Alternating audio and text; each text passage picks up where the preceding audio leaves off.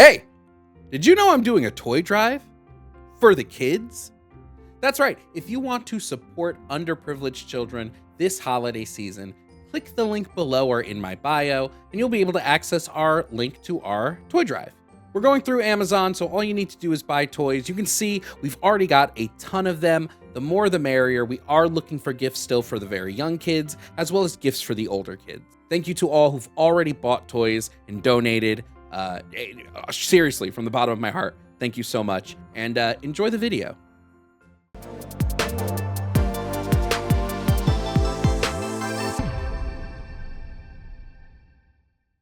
Coming up to the stream now is Ruby. Now, Ruby thinks that trans men and women should be defined as trans men and women, and that it hurts, and there are negative repercussions to society by claiming that they're normal men and women. Let's see how Ruby defends that. Ruby, if you can hear me, please provide me your age and pronouns. So my name is Ruby. I am 19, and my pronouns are he, him.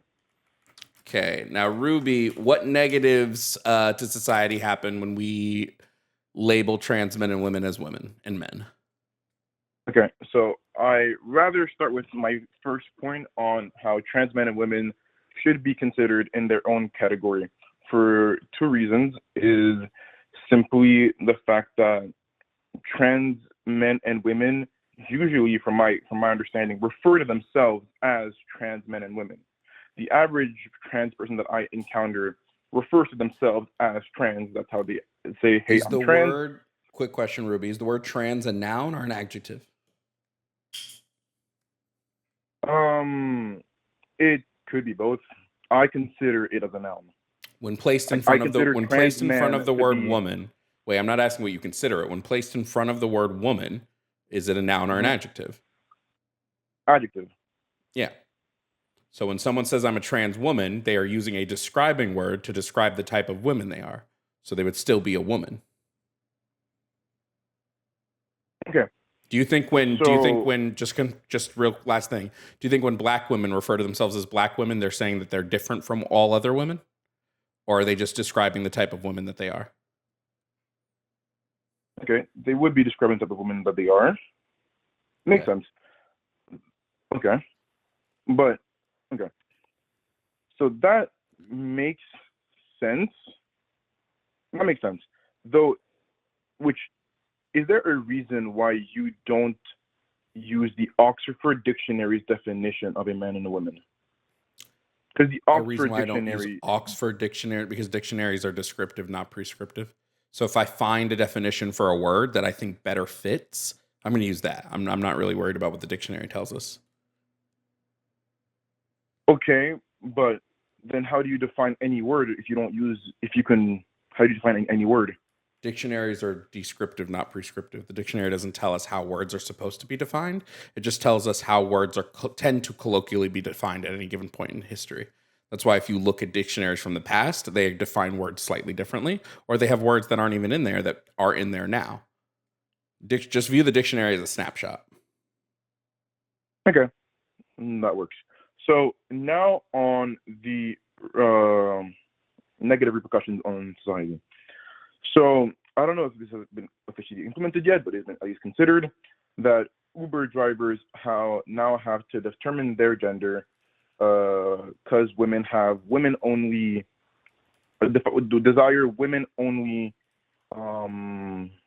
drivers, right?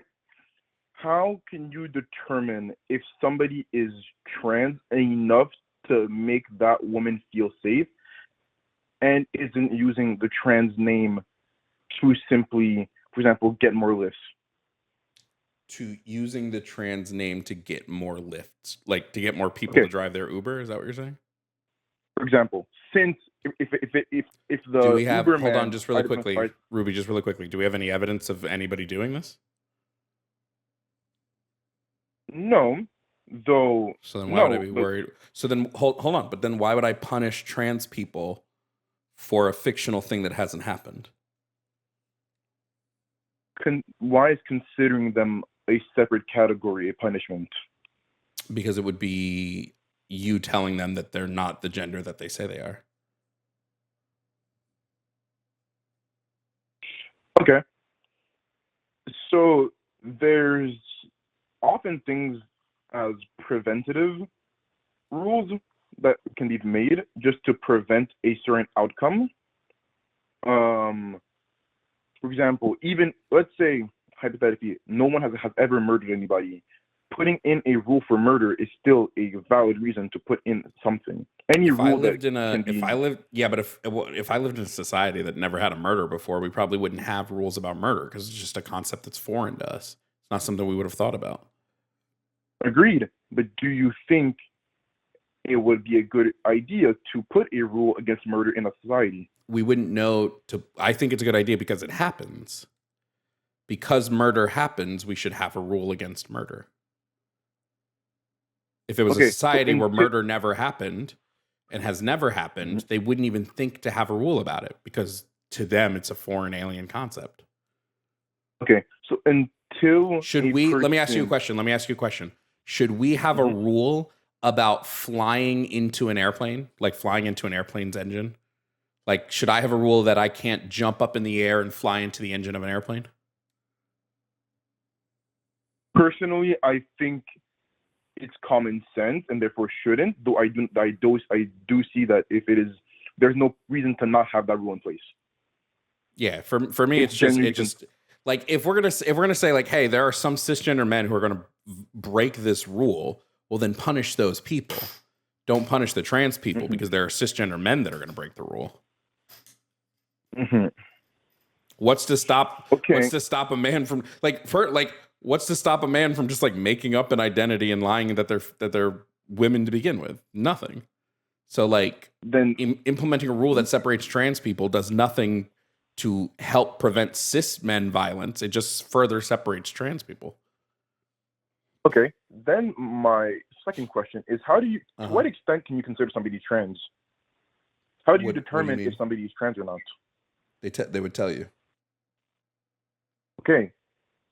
Therefore, a man can still, so therefore it is still possible for a 100% man who has not done any surgery or has not anything, that simply believes themselves to be a Why would they need to go through surgery? Trans women don't need to go through surgery to no be trans. no I know they don't need to, but it's simply the fact that if a woman's fear for the Uber is simply that it is a man and therefore it can harm them, since either whatever reason they could have either bad experience with men or just aggression and or a enhanced physicality that could cause them harm. Even though somebody considers them trans, that harm and that fear is still there. Do we have as some sort of statistical significant evidence that trans women en masse are harming cis women?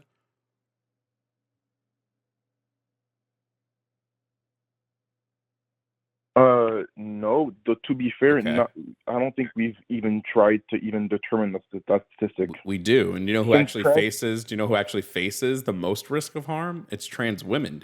Trans women are 8 times as likely to experience gender-based violence over cis women.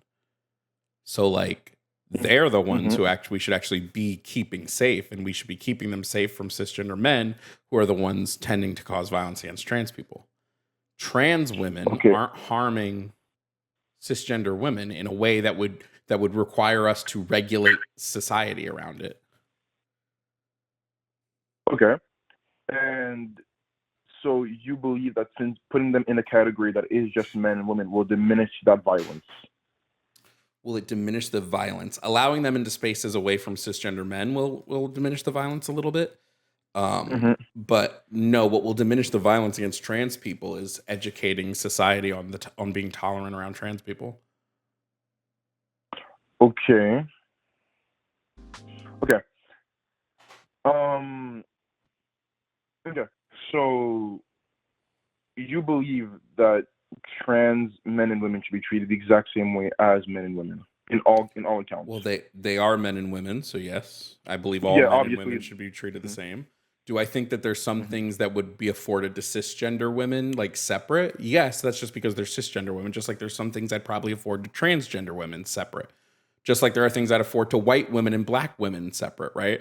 Like that's just the nature of there being different types of women. But because they're all women, on a woman basis, they would all get treated the same. But there might be differences in the way we treat them on another identifier level. It's like intersectionality. So like I might, for instance, Black women, we know have a harder time in the workforce. So I might give them like a few more opportunities to get hired than like a white woman. That doesn't mean that I'm treating them differently on the basis of their womanhood.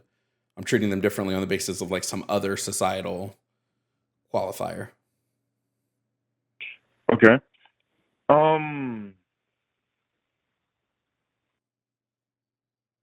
Then all of that makes perfect sense then. Yeah. That makes sense. Okay. That's all I had to say. All right. No problem then. Okay, goodbye. Goodbye.